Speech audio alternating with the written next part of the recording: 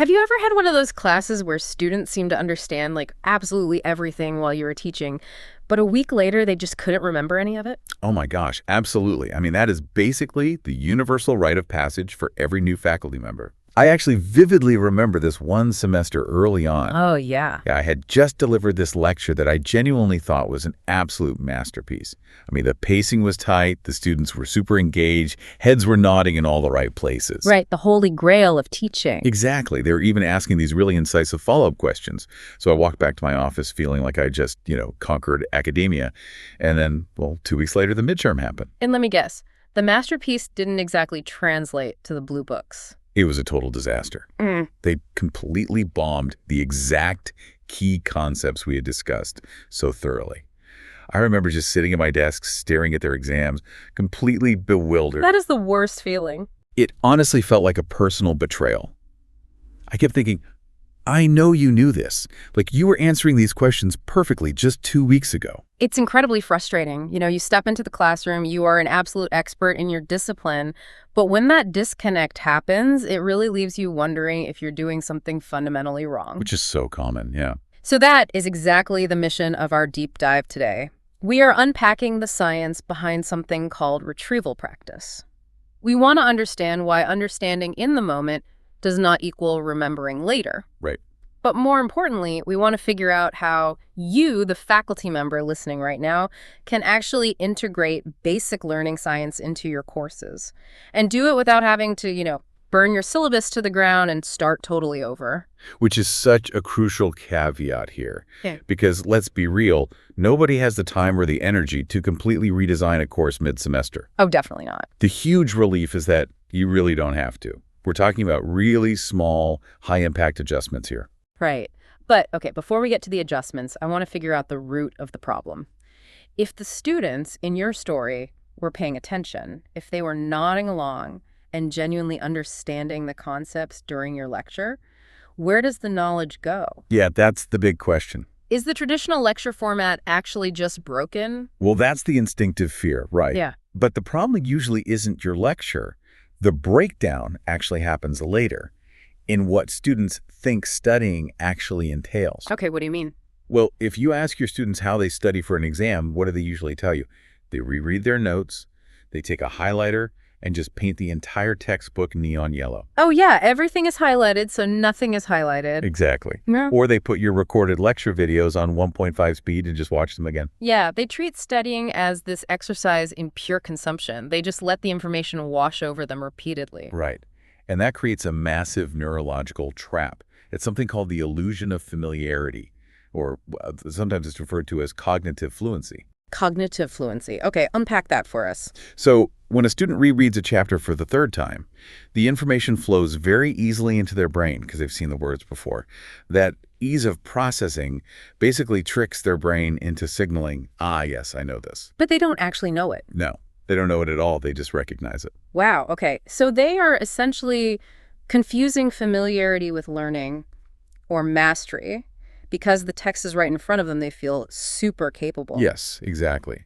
And recognizing an answer when it's sitting right in front of you is a completely different physiological process than actually retrieving an answer from your own memory on a totally blank exam page. That makes a lot of sense. So we're talking about retrieval practice today. In everyday language, how would you define that for someone who has no background in educational jargon?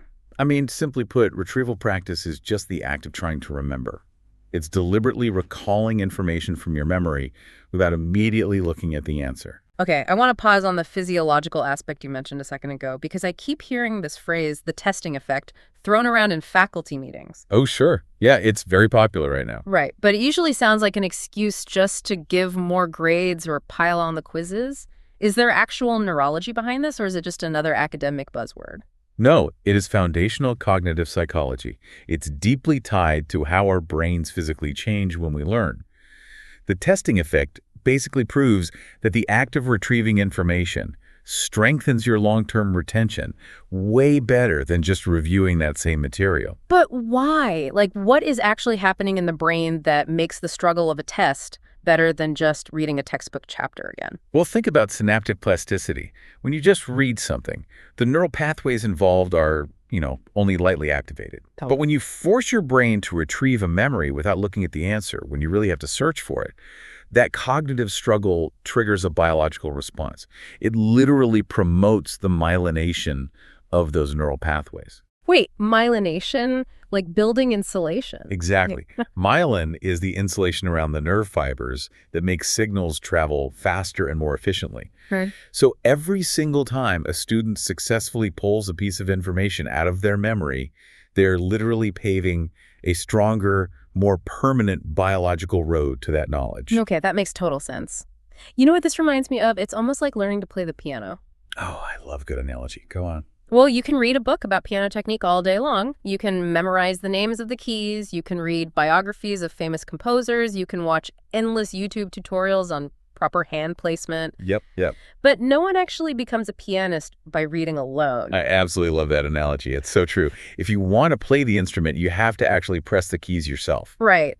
Improvement only happens by sitting at the keyboard and striking the keys until your fingers just know where to go. Learning a concept works exactly the same way. It really does. You can't just consume the sheet music. You have to practice producing the music. And that analogy perfectly highlights the fundamental misunderstanding students have about memory. Thinking about remembering is not the same as actually retrieving information. Yeah. When a student highlights a textbook, they're staring at the sheet music and thinking, yes, I understand how this song goes. This totally makes sense. But actually retrieving the information. That's sitting at the piano with no sheet music and trying to hit the right chords from scratch. It really puts into perspective how often we expect our students to play Beethoven on a midterm exam when all they've done to prepare is read the sheet music with a yellow highlighter. Exactly. We haven't conditioned them to strike the keys, and they haven't conditioned themselves either. And then we act completely surprised when they hit a sour note. I mean, we are testing their ability to retrieve, but they've only been practicing their ability to review. I hear that. I completely agree with the premise, but let me push back a little bit here on the practicality of it. Sure, go for it. Let's say I'm a history professor. I have a massive syllabus. I have to cover the French Revolution by Thursday. If I spend the first 15 minutes of every single class making my students do memory quizzes or retrieval games, I am going to fall hopelessly behind. Right, yeah. How do I justify losing that instructional time? It is the most common and honestly most valid concern faculty have. But here's the reality. You aren't losing instructional time. You are saving reteaching time. Oh, that's an interesting way to put it. What do you mean by that? Think about how much time you spend during that French Revolution lecture backtracking because the students completely forgot the economic context you covered on Tuesday. Too much time. Right. If you do a quick retrieval exercise, you prime their brains. You reactivate those neural pathways so the new information has something to stick to. And to your point about time, it doesn't need to be 15 minutes. It should be like 2 minutes. Okay, 2 minutes I can do. Let's just brainstorm some practical examples across different disciplines so people can see what this looks like. I sounds great. Let's do it. Walk me through what that actually looks like in practice for that history class without making it a high-stakes, stressful event. Well, the defining feature of good retrieval practice is that it's low stakes. The struggle is the point, not the grade. So, staying with your history example, you walk into the room and before anyone opens a laptop or looks at their notes, you simply say, grab a piece of scrap paper. Simple enough. Write down 3 specific events from our last class, just off the top of your head. And what if they get it wrong? Or what if they can only remember one? That is perfectly fine. The attempt is what matters. The struggle to remember tells their brain, hey, this information is actually important. I need to find it. So even if they fail to retrieve it, that cognitive effort primes their brain to absorb the correct answer much more deeply when you write it on the board 2 minutes later. Exactly. You're creating the container for the knowledge to go into. I like that. It shifts the focus from proving what you know to exercising your brain. Let's look at another discipline because I want to make sure this applies across the board. What about biology? Oh, biology is perfect for this. So much terminology and systems. Instead of starting class by showing a diagram of a cell and pointing out all the parts again, you have them draw it from memory. Just a blank sheet of paper. Yep. Just say, draw a cell and label as many parts as you can purely from memory. Give them 2 minutes. Then you put the correct diagram up and let them see what they missed. That's great. What about mathematics? Sometimes math feels a bit different because it's so process-oriented. It's the same principle. Yeah. You present a problem type they learned last week, and you have them attempt to solve it right then and there without looking at their notes or the textbook examples. Oh, I see. So the retrieval is retrieving the steps, the algorithm, the process. Exactly. Let's keep going. What about something highly technical or high pressure, like a nursing program? Nursing is a brilliant use case for this because the stakes in the real world are just so high. A lot of nursing education involves clinical simulations. Right. Typically, students might review a cheat sheet of standard vital sign ranges right before they walk into the simulation lab. Rereading the sheet music. You got it. Instead, the instructor should take the cheat sheets away. Before the simulation begins, hand them a blank whiteboard and say, write down the normal pediatric heart rate ranges from memory. You have 60 seconds. Wow. Yeah, that adds a little pressure. It forces them to feel the pressure of retrieval, which is exactly what they will have to do when a real patient is crashing in the ER. I mean, they can't ask a patient to wait while they highlight a textbook. That makes total sense. The practice mimics the required performance. Let's do a couple more. English composition. Easy. Have them write out the 3 core elements of a strong thesis statement from memory before you start workshopping their essays. Oh, I like that. Business. Same thing. Give them a blank piece of paper and say, list the 5 stages of a marketing funnel without looking at the slides from last week. And music. I mean, we've used the piano analogy, but what about actual music classes? Have them recall a specific chord progression or write out a scale from memory before you actually start playing.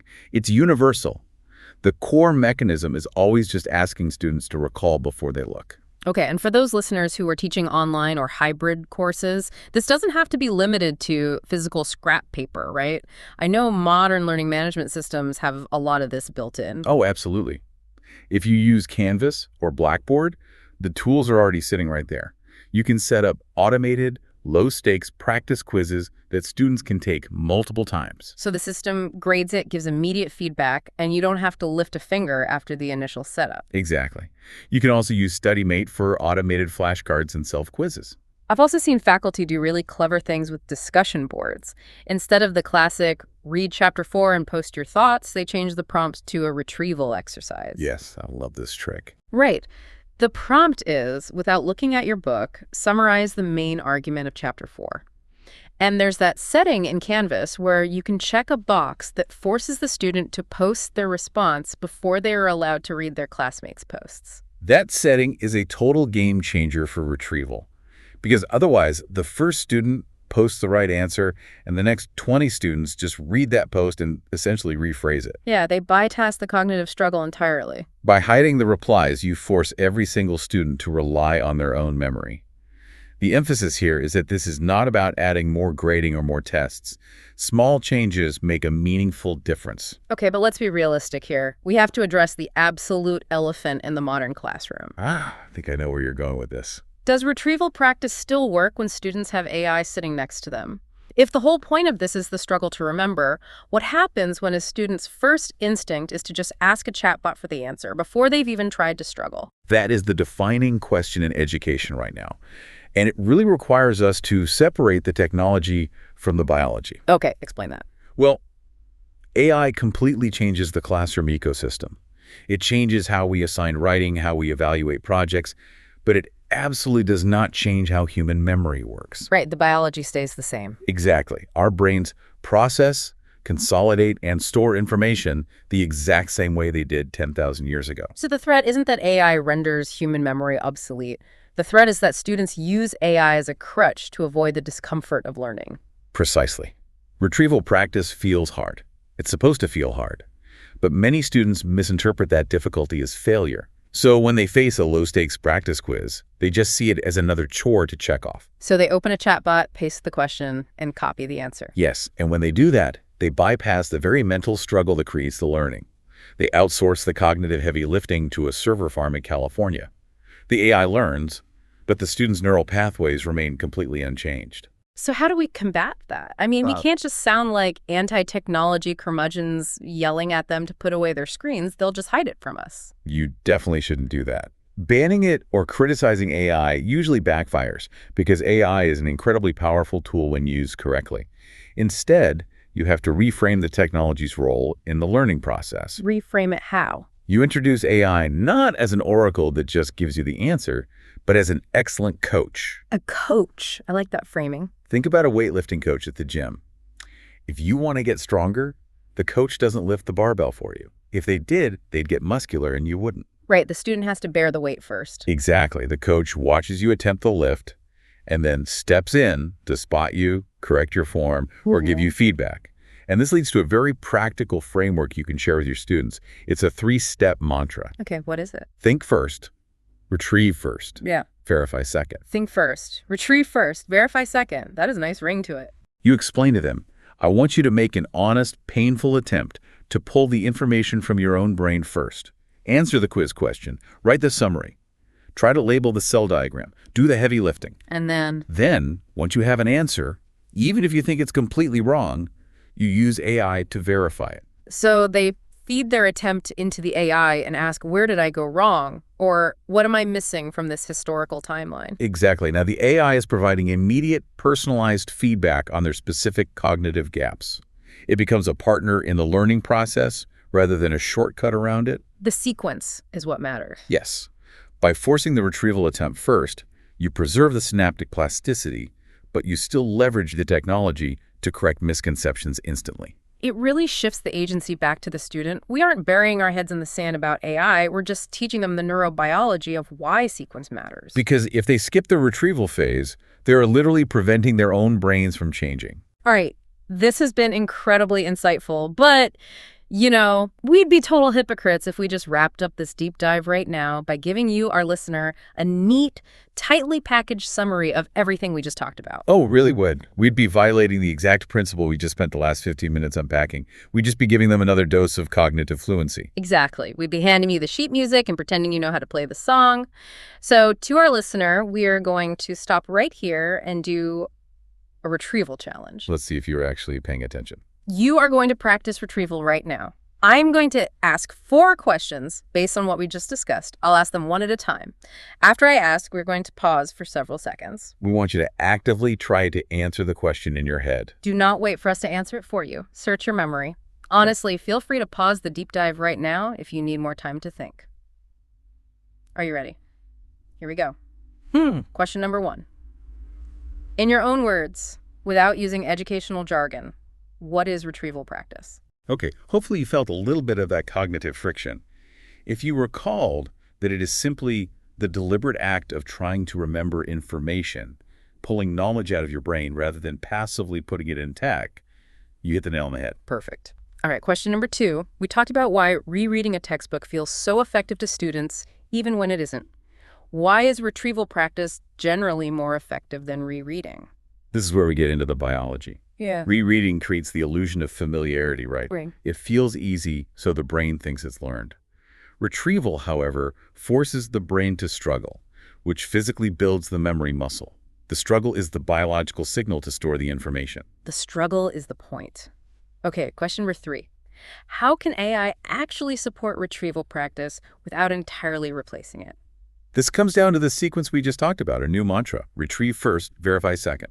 You force the student to attempt the mental heavy lifting first, and then you use the AI as a coach to analyze their answer, correct their form, and give feedback. All right, final question, question number 4. Think about your own syllabus. What is one specific retrieval activity you could add to one of your courses next week? There's no single right answer here, but hopefully you thought of something practical that doesn't ruin your grading load. Maybe it's a quick Canvas quiz, a 1-minute paper at the start of lecture, or changing the settings on a simple discussion board prompt. Or just having nurse students write down vital signs from memory instead of using a reference sheet. It doesn't matter what the specific tool is as long as you are forcing them to step away from the sheet music and strike the keys. Exactly right. Well, we have covered some serious ground today, from the synaptic plasticity of the testing effect to piano analogies and how to navigate the AI dilemma. But if listeners remember only one idea from today's conversation, I hope it's this. Learning doesn't happen because students see the answer. Learning happens because they first try to remember it. I love that. So here is our final challenge to you. As you look at your lesson plans for next week, find a way to intentionally build just one retrieval opportunity into your course. It doesn't have to be graded. It doesn't have to take more than 2 minutes. Just one opportunity. Exactly. Just give your students the opportunity to sit at the keyboard. You might be shocked at how much better they actually perform on that midterm. And, it leaves us with an interesting philosophical question moving forward, doesn't it? As AI continues to evolve into a flawless, instant second brain for our students, will the biological muscle of human memory still be a prerequisite for intelligence? Like, if they can outsource the recall entirely, what actually happens to those biological pathways? Now, there's a terrifying and fascinating thought to mull over as you write your syllabus for next semester. Thank you so much for joining us for this deep dive. Keep experimenting in your classrooms, keep pushing your students to retrieve, and we will catch you next time.